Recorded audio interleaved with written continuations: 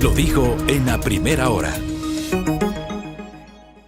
Bueno, 7:36 en la mañana. Algunos temas de carácter constitucional con un conocedor de la materia y también controversial, ¿no? El doctor Rafael Ollarte visita nuestra mesa de trabajo. Doctor, bienvenido. ¿Cómo le va? Buenos días, don Fabricio. Empezar a estar con usted, con doña Belkis, con todos los amigos de Sonorama. Gracias. Yo controversial, pero ¿No si yo le será caigo bien a todo el mundo. Sí, no sé a quién le caigo mejor, si al gobierno o a los correístas. Hay una competencia ahí dura ahí. Bueno, usted sabe que uno no es moneda de oro para caer bien a todo el mundo. Pero tampoco así Además, como uno, usted es ¿no? barcelonista, doctor, entonces imagínese. Algo bueno hay que tener, pues algo bueno. A ver, doctor, entremos en materia. Esta semana o en estos días, en este espacio, hemos abordado preocupaciones que hay respecto de si es o no violatorio a los derechos, violatorio a la Constitución, el que durante el censo, ya comenzó el censo en línea, que lleva adelante el INEC, se nos obligue a presentar el número de cédula. Una alerta en este espacio la lanzó la semana anterior el exdirector del INEC, Byron Villasís. Esta semana estuvo por acá el director del INEC haciendo una aclaración, pero sí le invito a usted desde su concepción. Si es o no constitucional y los ciudadanos tenemos que negarnos a presentar nuestra cédula. Oiga, aquí a mí me llama la atención este tipo de cosas, más allá de las conveniencias e inconveniencias. ¿Cuál también será el derecho fundamental violado si te dicen deme el número de cédula? A ver, cuando son los censos, ¿qué te preguntan? Tus nombres, ¿cierto? Te ponen el nombrecito. Primero, el censista sabe dónde vives. Y te dice, y te hace preguntas tales como cuánta gente vive acá, cuál es su estado civil.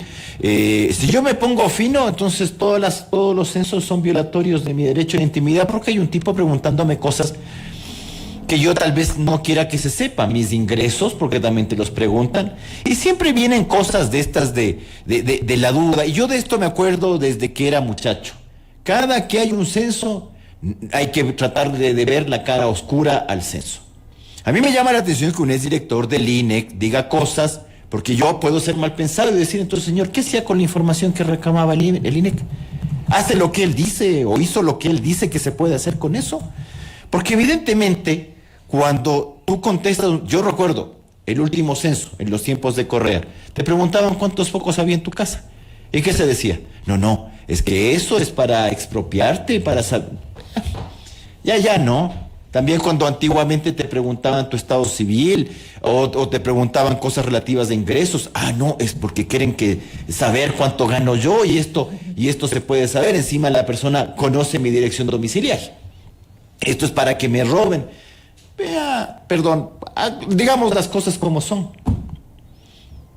El número de cédula es en el Ecuador, como en muchas otras naciones, pero hablemos del Ecuador, algo tan público que yo le puedo averiguar de cualquier modo. Y le puedo averiguar de cualquier 10,000 maneras cuál es su número de cédula si yo me quiero enterar de su vida personal.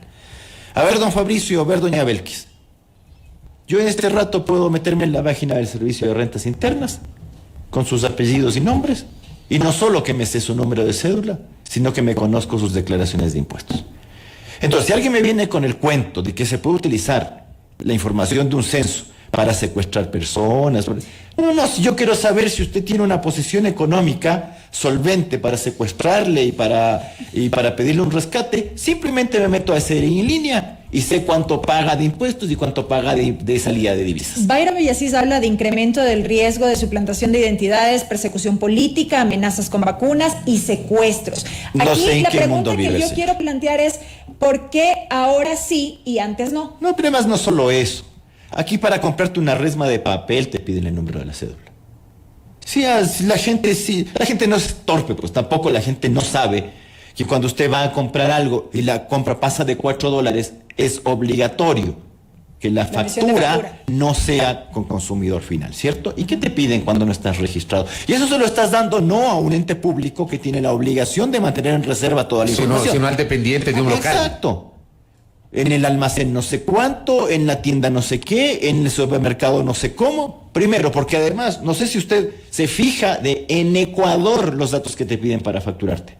¿Qué te piden? Tus nombres, tu número de cédula o de RUC, tu dirección, tu correo electrónico, tu número de teléfono, falta poco para que le pida el nombre del papito y la mamita. Así es, ¿ya?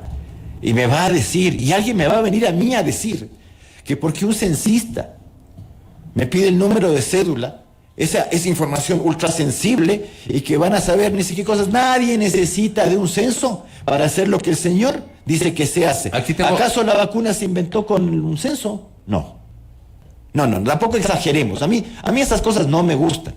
No me gusta que la gente esté tergiversando las cosas. Y se lo digo así frontalmente, ahora y antes. También yo recuerdo en el 90 cuando... No, es que quieren saber cuál es tu instrucción. Por favor, es un censo. Y en virtud del censo, lo que yo necesito es tomarle una fotografía al país, conocer la situación de la población, sectorizar mucha información. Para todas esas cosas necesito el censo. Para que usted no esté teniendo subsidios indiscriminados. Para eso sirven los censos. 10.000 datos estadísticos. Y se fija en el tema del número de la cédula, que yo se la puedo sacar en la página del Cenecit, que yo se la puedo sacar en la página del Servicio de Rentas Internas, que yo puedo, es más, poner en el Google su nombre y poner cédula y me sale. O sea, perdón. Entonces el señor Villasís tiene que cerrar internet nomás, pues. Porque, vea, métase, yo quiero conocer su información, verá, sensible y personal. De si usted ha tenido casos, ni sé qué, métase en la página de la Fiscalía. Ahí le sale indiscriminadamente si es que usted le han requerido una versión para investigar un delito, no como participe en el delito, no como víctima, ni como eventual investigado, sino que usted puede eventualmente conocer la comisión de una infracción, y usted pone ahí Ollarte Martínez y te va a salir 1, 2. Váyase a la página del SATGE, consulta de procesos, ponga los nombres y apellidos de una persona. Fabricio Vela, listo. Procesos del año 1 te salen de la gente. Y se preocupa del número de la cédula. El señor Villasís vive en otra realidad, pues. Y más allá de ese análisis, parece el gobierno esto. Y más allá de ese análisis, doctor, sobre la legalidad en sí mismo de pedir esta información puntual. Ningún problema. ¿Cuál es el problema? A ver, entonces, es que lo que me está diciendo el señor Villasís es que los censos no deberían de existir, pues. Porque ahí te preguntan orientación sexual, te preguntan instrucción, te preguntan ingresos, te preguntan cuántas casas tienes, te preguntan cuántas habitaciones tienes esa casa, te preguntan con quién vives.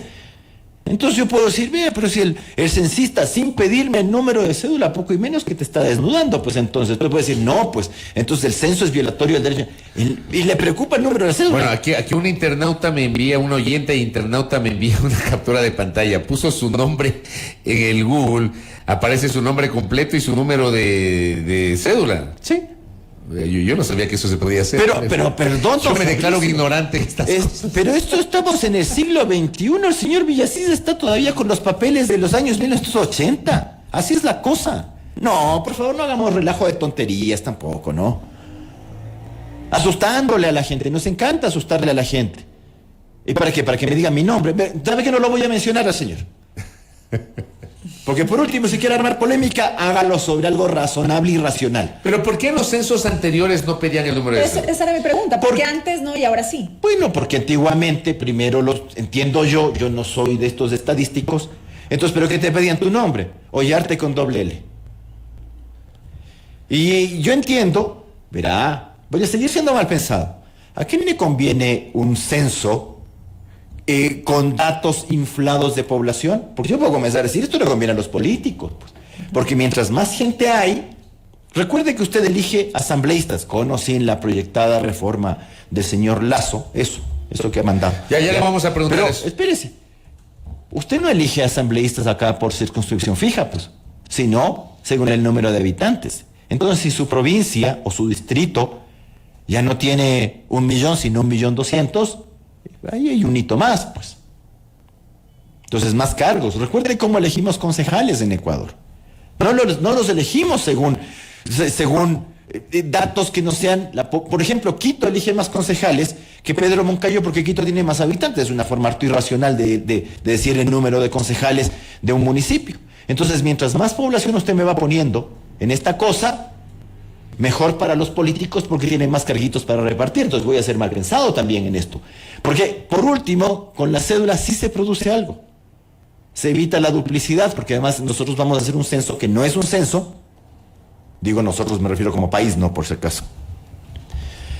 ¿Usted se acuerda cómo era antes cuando eran los censos? Toque de queda, tenía que quedarse todo el día en la casa esperándole al animal censista que además era un estudiante. Así fue en el 2010.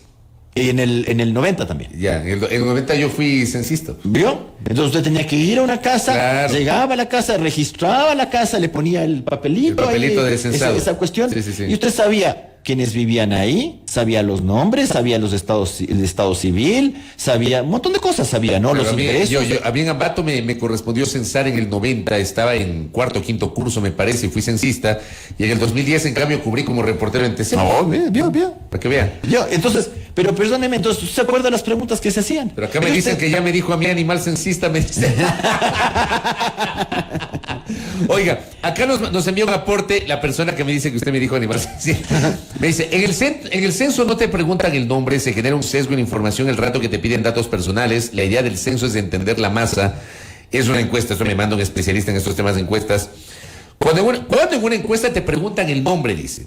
Pero en el internet no se sabe si tienes, digamos, tu orientación sexual o si te consideras está en Marte el caballero. Afro. Exacto, a ver, contéstele al caballero. Oiga, perdón, pero yo solamente me he referido a algunas instituciones.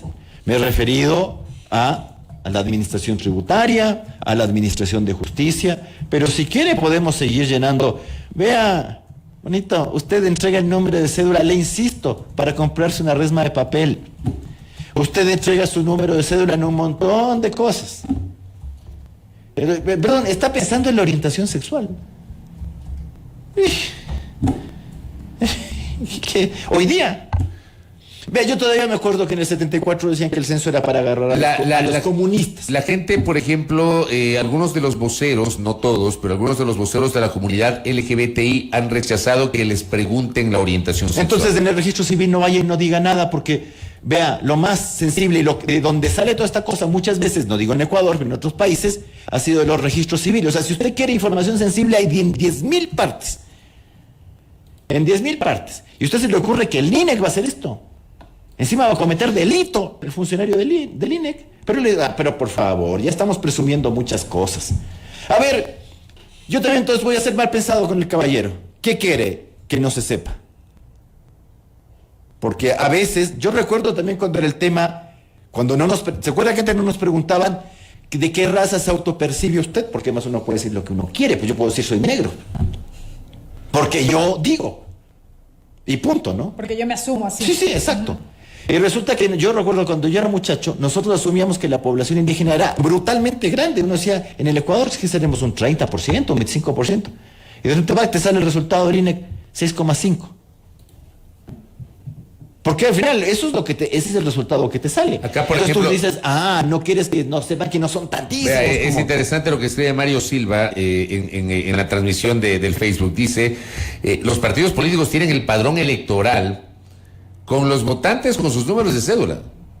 Pero, gran novedad. Pero por eso le digo, o sea... Pero si Almacenes aquí a la vuelta sabe tu montón de cosas, por eso, verá. Coja su celular. Se ha visto que cuando usted abre páginas como Instagram, como Facebook, cuando usted abre, te sale publicidad. Y a veces tú dices, oye, quisiera solo con el teléfono. Oye, ¿cómo estará el balón del mundial? Ni sé qué. Y al rato te sale la propaganda de ni sé qué cuestión. El balón oficial te cuesta tanto y la réplica tanto. Y dices, ni he googleado, solo lo dije. Vea, a todos estos amigos, estamos en el siglo XXI. ¿Usted cree que tiene alguna privacidad con su computadora, su teléfono, con todos los algoritmos que le ponen? Un montón de cosas. Tu teléfono sabe tu orientación sexual.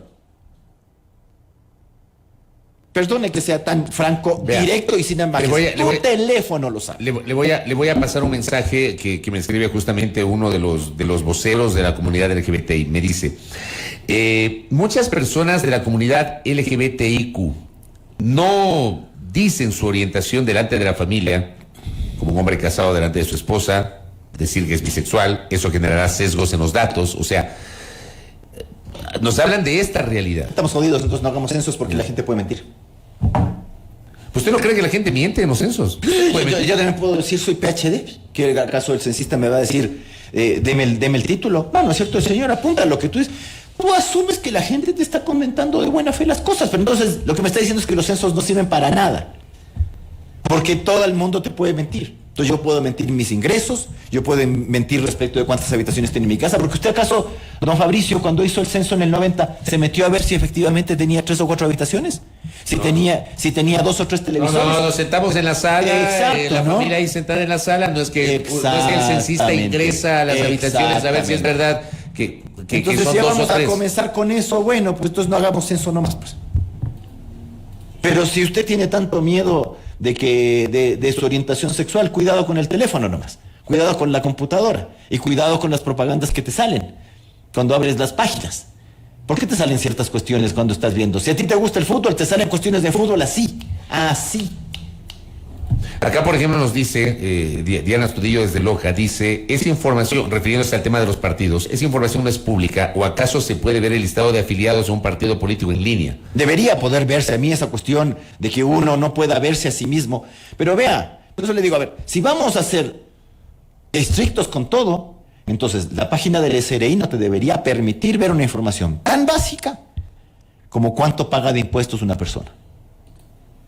Básico, ya que están alterados con el tema de la delincuencia y las vacunas, les estoy comentando que esto es más viejo que el hilo negro, el tema del cuánto paga de impuestos. Si usted si usted cree que hay información tan sensible y ni sé qué ni sé cuánto, entonces el SATG no debería permitirte ver la información de los demás para ver que tiene ahí unos antecedentes por robo, violación, ni sé qué cosas, estupro, ni sé cuánto, sale todito. Y no importa que el proceso se haya cerrado, ahí quedó. Entonces, para cerrar esta parte, porque quiero aprovechar su presencia para hablar de otros temas. Entonces, no es inconstitucional. No es inconstitucional. Aquí es ni ilegal ni cualquier cosa, pero a mí no me parece ni legal ni inconstitucional. Y además me parece nada relevante. Y si usted no quiere decir su intención sexual, no la diga nomás, pues tampoco te van a poner una pistola en el pecho para que la digas. Correcto. Lo único que se trata es que no dupliques información, porque además ahora yo no lo he hecho, me he enterado de que uno puede llenar la tal encuesta en línea y que cuando venga el animalito censista, ¿ya? Tú le digas, aquí está, me enteré ayer, que uno puede hacer el código QR, yo ya la hice, listo, no me diga que no le hubiese encantado, hace 30 años que le hubiese ocurrido eso, de decir, me libré de esta casa porque el man ya hizo, ¿ya? Sino que le tocó entrar a todas. Pero si vamos a comenzar con el tema de que la gente te puede mentir, que la gente te tiene... Vean, no le eche miedos a la gente, porque si yo quiero investigar su vida, pasión y muerte, se la puede investigar en 3 minutos. Y si usted quiere investigar mi vida, pasión y muerte, comenzando por mi orientación sexual, por mi equipo favorito, por cuánto gano, por si soy buena gente o mala persona, lo puede investigar en un día. Ya, yo me acabo de quedar loco porque una oyente, que ha sido oyente de este espacio, que no sabe mis 2 nombres y mis 2 apellidos... Busco en internet. Claro, y me acaba de mandar mi título universitario. Eso me dice, es cierto, en la web lo tienes todo, yo no sabía. Todo. Qué bárbaro. Pero si ahí está, todo. Entonces, Estoy impresionado. echarle cucos y miedos a la gente hoy sobre esto, pero perdón, ya madure nomás, madure. Lo bueno es que el oyente es de confianza. Abrazos, Carmita. A ver, doctor, pasemos de cuáles sanamos. Déjeme aprovechar la oportunidad que está aquí. Ya. Porque no le hemos preguntado a usted. Estamos en la expectativa de que la Corte Constitucional se pronuncie sobre las preguntas del referéndum constitucional que ha planteado. ¿Tiene expectativa? A mí me da igual. Pase o no pase. A ver, Sí, total. Para las preguntas. ¿Cuál es la lectura primera Exacto. respecto ¿Por qué a le las da igual? preguntas enviadas? A ver, primero. Vamos ahí. Porque la gente y a mí me sorprende, porque a veces lo haces en foros académicos y te dicen unas cosas que tú dices, pero léete la pregunta y léete el anexo, pues. Fuerzas Armadas. Con la pregunta 1, digamos, ¿qué pasa? Yo voy a hacer como que todo ha pasado. Con la pregunta 1, Fuerzas Armadas. ¿Las Fuerzas Armadas van a estar en la calle? No. ¿Va a ser el sistema de funciones complementarias como en los tiempos del correísmo, artículo post 11 de la Ley de Defensa Nacional? No. Tiene que ser la Policía Nacional que le pida al presidente de la República que intervenga las Fuerzas Armadas para combatir exclusivamente el crimen organizado de modo excepcional. Es decir, es una especie de estado de excepción sin estado de excepción. Tal vez eso sea lo que observó en la Corte Constitucional. Así que no va a haber Fuerzas Armadas en las calles controlando orden público, con el sí o con el no. No va a ocurrir eso. Es una cosa muy puntual en los casos solo de crimen organizado, ¿ya? en que la policía le dice al presidente de la República, tengo un problema acá, necesito que las Fuerzas Armadas me colaboren en este tema específico, excepcionalmente. Nada más. Pregunta 1. Pregunta 2. Yo votaría que sí por la pregunta 2, pero me parece una La de la extradición. Sí, pero me parece tan tibia como el gobernante. Yo hubiese preferido que me pregunte derechamente, y usted, Radio Escucha, puede opinar lo que quiera. Es una cosa. Esto de que la gente se cabrea y se enoja porque uno diga, yo estoy de acuerdo o no estoy de acuerdo con la pregunta tal o cual. Si usted no está de acuerdo, ¿qué tiene que hacer? Votar no. Si usted está de acuerdo, ¿qué tiene que hacer? Votar sí. Y si usted no tiene idea, vote nulo. Y si le da lo mismo, vote en blanco. Ya, así es la cosa. Pero aquí la gente, se ofenden por la opinión del resto. Y hablan que son democráticos encima estos gallos. Pero bueno, la pregunta 2 te dice que habría la famosa extradición de ecuatorianos, pero no en todos los casos, sino solamente en los relacionados con crimen organizado, tales como, porque más pone ejemplos, trata de personas, tráfico de armas, blanqueo producto del delito, es decir, ni siquiera lavado de activos absolutos, sino solo blanqueo del producto del delito, cosas muy puntualitas.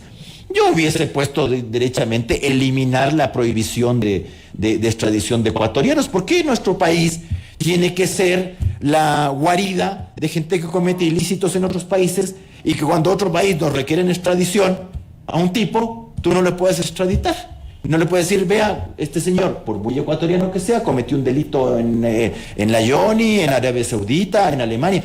Ojo, que hay otras cosas para la extradición que usted tiene que analizar. Pero nosotros, usted puede tener un criminal horrendo que por ser ecuatoriano viene al Ecuador y aquí se queda. Y usted le tiene que decir a Canadá o a México, no le puedo mandar al bonito que cometió un delito en su país, le tengo que juzgar yo según mis propias leyes. ¿Y con qué pruebas? Porque las pruebas de la infracción no están en Ecuador, están en México o están en Tayikistán, ¿ya? Pero bueno, a pesar de todo y blandita, así como el que hace la pregunta, así tibiezón, ni agua ni pescadín, yo, bueno, si pasa esa, votaré que sí. Dudo que pase porque en una de esas la Corte dice que es restrictiva de derechos. Que no es descabellado que el acuerdo opine. Sí, porque está en el 79 dentro de los derechos de protección o derechos del debido proceso. Entonces, si la Corte Constitucional actual te ha dicho que aumentar la edad del legislador de 18 a 21 años es regresivo de derechos, ¿qué no te dirá con esto? Aunque también tiene otras en las cuales lo regresivo no ha sido tan regresivo. Es una Corte. Entonces te puede salir con cualquier cosa. Entonces, a ver, pero con eso, con el tema de la extradición, ¿usted va a solucionar el tema de la violencia en las calles?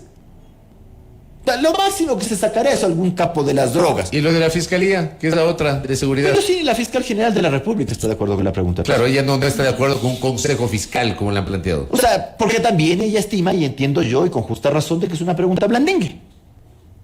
Porque lo que ha querido la fiscalía siempre es volver a hacer lo que tenía que ser. A ver, la función judicial está integrada por jueces, y los jueces deben ser terceros imparciales. ¿Qué quiere decir terceros imparciales? Sujetos ajenos a la contienda. Doña Belkis me dice, Ollarte, usted me debe $10,000. Yo le digo, yo no le debo nada, entonces nos vamos a tribunales. Pero si el juez es Fabricio Vela, entonces yo voy a tener aquí un problema. Pues es amigo. Entonces necesito un tercero imparcial, es alguien que me asegure que va a juzgar los hechos del caso solamente con la leal aplicación de la ley a hechos probados. No por amistades, no por simpatías, no por antipatías. Entonces, la fiscalía es parte en los procesos penales. ¿Cierto? Es parte de los procesos penales. ¿Cómo puede ser parte del proceso y a la vez integrante de la institución, de la función? Antiguamente estaba separada. Eso es lo que ha querido siempre la Fiscalía. Por último, vaya y pregunte eso. No le pones ahí una cosa del Consejo Fiscal. Cuando uno de los temas de la Fiscalía es que, como depende del Consejo de la Judicatura para por ejemplo, crear fiscales anticorrupción, la señora Maldonado, que presidía el Consejo de la Judicatura y que había sido de la Corte Cervecera, le negó pues a la fiscal el presupuesto para crear fiscales anticorrupción. Entonces, pero esto es una cosa, crear el Consejo Fiscal, bueno, una cosa blandinguita nomás. Ni la Fiscal General de la República está de acuerdo con eso. Vamos, la otra parte, institucionalidad, Asamblea, Consejo de Participación Ciudadana. Las preguntas contradictorias, si quiere le clavo la pregunta contradictoria. ¿Cuál es? Bajar el número de asambleístas porque los asambleístas son como las reverendas. Pero le paso la potestad nominadora. A ver, ¿cómo es la cosa? Pero ponte de acuerdo, o sea, no es que es tan asquerosa la Asamblea Nacional y por lo tanto tienes que disminuir, como que además disminuir el número de legisladores. Mejora la calidad. Pero si el Congreso del 80 tenía 77 legisladores. Yo siempre he citado que el Congreso del 96 que destituyó a Bucaram tenía 84. Exacto. Así es. El Congreso del 2000 tenía 100. Así es. Ya, entonces dejémonos de... Para mí la cantidad no es... ¿Cuántos no es consejeros tiene el Consejo de Participación Ciudadana? Es un problema mayúsculo. 7. Con 7 estás sonado. Pero además, es una pregunta que tal vez la Corte te observe. Y yo sí Eso le iba a observo plantear. algo. ¿Cuál podría ser el futuro de esas preguntas? 10 provincias bajan la representación brutalmente. Hay 4 provincias que bajan, por ejemplo, hay muchas, Santo Domingo, hay otras provincias importantes que te bajan a la mitad la representación, o sea, pasan de 4 a 2. Pero incluso hay provincias como Carchi, Cañar, y las provincias orientales que te bajan de 3 a 1, es decir, se transforman en distritos uninominales. Entonces, si usted es cañarejo, en su provincia va a elegir solamente un legislador. Entonces, el más votado nomás es la cuestión acá. Entonces si el partido, por ejemplo, póngale, el movimiento de cadera tiene buena aceptación y el partido por la mitad también tiene buena aceptación. Y hay otros por ahí. Resulta que ahí el que tiene más votos gana y el otro se queda chupando el dedo, pues. En cambio, nosotros los pichinchanos nos bajan de 16 a 13. Entonces, si yo soy del movimiento de cadera, sí he de sacar alguito. Si usted es del partido por la mitad, también ha de sacar alguito. Si usted es de particola, también ha de sacar alguito. Es decir, resulta que los pichinchanos, los guayacenses y los manabas, sí tenemos la posibilidad de que nuestra ideología sea, si es que cabe lo de la ideología con las asambleas que tenemos, sea representada en la asamblea. Pero si usted es de esas 10 provincias, está sonado. ¿Cómo entiende usted que esta semana, yo no sé si fue un exabrupto del presidente de la República? No, ¿cómo? Exabrupto del pero presidente. es que no puedo entender cómo el presidente, y no le refutó el colega que le entrevistó, el presidente habló de la elección. El presidente habló de la elección de asambleístas en segunda vuelta, que eso no le mandó a la Corte. No, porque son los genios, pues. Porque ahora te están diciendo, además te corrigen, todos, pobres. No, porque es cierto, esta Corte actual está haciendo algo que es indebido. Te parte la cuestión. ¿Qué te debería dictaminar? Vía y contenido de una vez, no necesito hacerlo 2 veces. Vía y contenido. La pregunta 1, ¿puede ir por enmienda? Sí o no. Y si puede ir, ¿está bien la pregunta? Sí o no. Entonces, ¿qué va a hacer la Corte?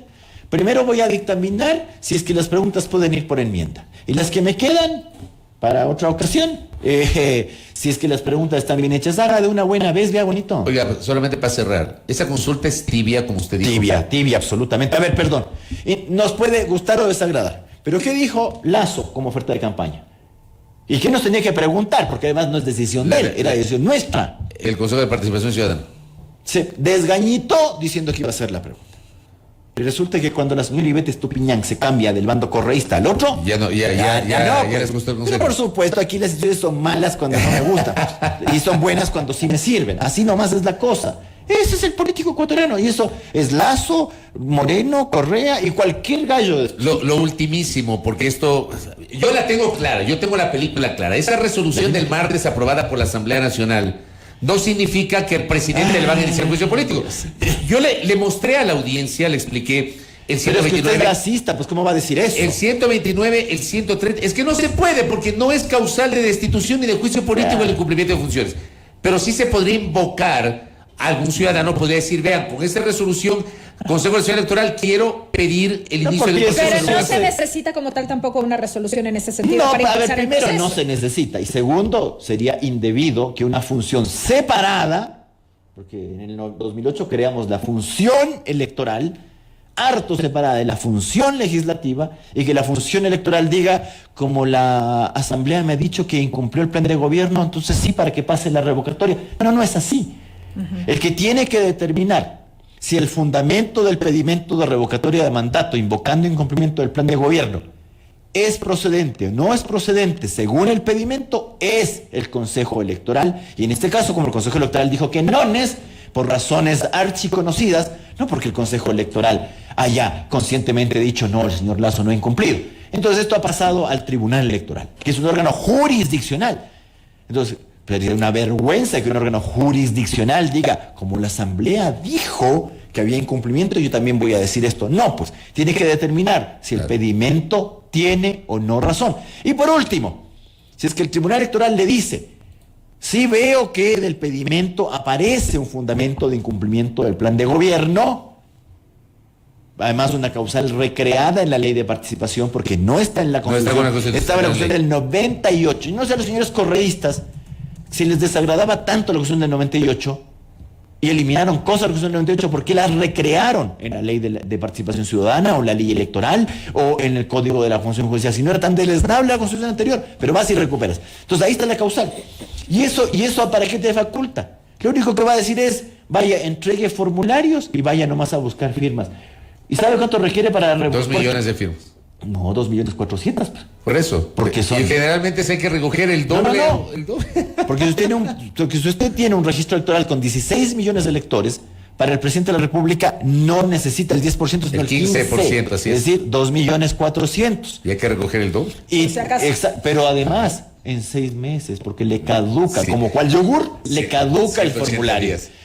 ¿Va a lograr eso? Pero si la norma de la revocatoria del mandato presidencial está hecha para que no haya revocatoria de mandato presidencial. Correcto, doctor. Gracias por el tiempo, muy amable. Siempre un placer. Muy gentil. Rafael Ollarte, aquí en La Primera Hora. Pausa, volvemos.